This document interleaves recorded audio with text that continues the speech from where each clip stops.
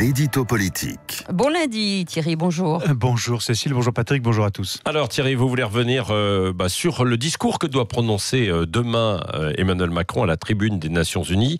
Discours qui a priori donc se veut très offensif sur la question du climat. Oui, c'est Macron l'écolo, Patrick, qui va s'exprimer demain à New York. En tout cas, le président de la République aimerait bien qu'on le voie désormais, notamment ses électeurs ici en France, en président militant de la cause du climat. Emmanuel Macron, on s'en souvient, a utilisé son G7 cet été à Biarritz pour polémiquer avec son homologue brésilien Bolsonaro à propos de la forêt amazonienne menacée par les incendies. Macron ne pouvait pas ne pas profiter du grand sommet spécial climat, qu'il a un petit peu poussé d'ailleurs, que le secrétaire général des Nations Unies réunit cette semaine au siège de l'ONU pour surfer sur cette controverse de l'été et pour tenter d'apparaître comme l'un des leaders mondiaux les plus engagés dans la lutte contre le réchauffement de la planète. Il devrait donc prononcer un plaidoyer totalement à l'opposé de l'attitude climato-sceptique de Donald Trump, avec la volonté de montrer que face à ceux qui doutent de la pertinence de ce combat, l'Europe est en pointe dans la lutte pour limiter l'émission des gaz à effet de serre. Oui, d'ailleurs, on a vu le député européen Pascal Canfin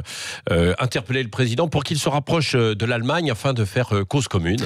Et oui, c'est une mise en scène entre eux, très bien organisée, juste avant le départ du président pour New York. Il s'agit d'imposer dans l'opinion cette figure d'un Emmanuel Macron, leader international très engagé dans ce combat et qui parlerait d'une seule voix au nom de l'équipe Europe, en exprimant notamment la sensibilité écolo commune au couple franco-allemand et en s'appuyant sur le pacte vert que veut développer la nouvelle présidente de la Commission européenne à Bruxelles, Ursula von der Leyen. Elle veut faire de l'Europe le premier continent à atteindre zéro émission de CO2 d'ici à 2050. Oui, alors bon, très bien, voilà pour la posture, on l'a compris, mais est-ce qu'il y aura du concret dans ce discours d'Emmanuel Macron? Eh bien, le président français devrait lancer d'abord un appel à la mobilisation pour que tous les pays, et tous les grands pays en particulier, abondent le fonds d'aide aux pays vulnérables. Il manque 30 milliards de dollars. Il devrait aussi en appeler au respect des engagements de la COP21 de Paris, ceux consignés, appliquer les promesses que vous avez faites dedans. Et puis, il devrait relancer le projet d'une taxe carbone mondiale. Oui, en un mot, pour parler politique, pourquoi tous ces efforts du président pour apparaître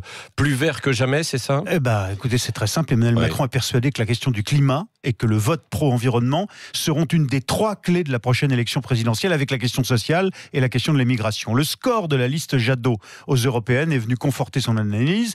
Il pense que s'il arrive à séduire les Français qui sont aujourd'hui persuadés que le climat c'est l'urgence, les jeunes notamment, alors il pourra devancer ses éventuels challengers au premier tour en 2022, notamment une éventuelle candidature de Yannick Jadot, le Vert, ou alors celle du gaulliste social Xavier Bertrand. Emmanuel Macron sait qu'après le départ de Nicolas Hulot du gouvernement, qu'il tente de faire oublier bien sûr, il a beaucoup à se faire pardonner de ce côté-là, d'où ce discours new-yorkais très important pour lui. Merci à vous Thierry.